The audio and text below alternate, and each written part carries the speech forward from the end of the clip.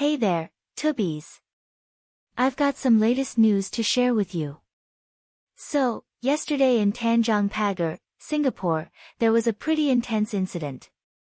A building structure collapsed during the demolition works of the Fuji Xerox Towers building. It's really sad to report that a worker, an Indian national, was reported missing and later found pinned under the rubble. The Singapore Civil Defence Force, SCDF, was on the scene within minutes of being alerted to the incident.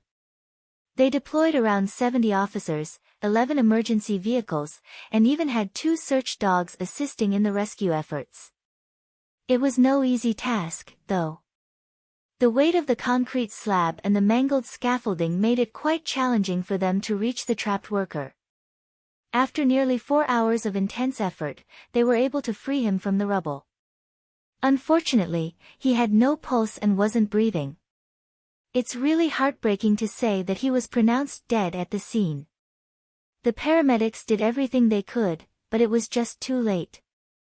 The authorities, including the Building and Construction Authority, BCA, and the Ministry of Manpower, MOM, have already started their investigation. They've determined that a reinforced concrete wall on the second story collapsed, causing this tragic accident.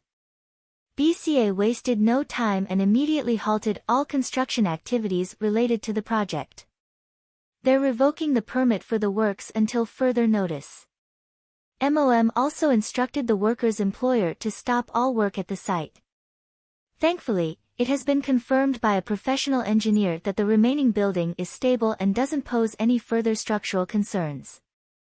But, of course, the investigation is still ongoing to make sure no one else is trapped under the rubble. I'm really curious to hear your thoughts on this incident. Do you think enough safety measures were in place? What steps do you think should be taken to prevent similar accidents in the future? Let's have a discussion in the comments below, and remember to keep those affected by this tragedy in your thoughts.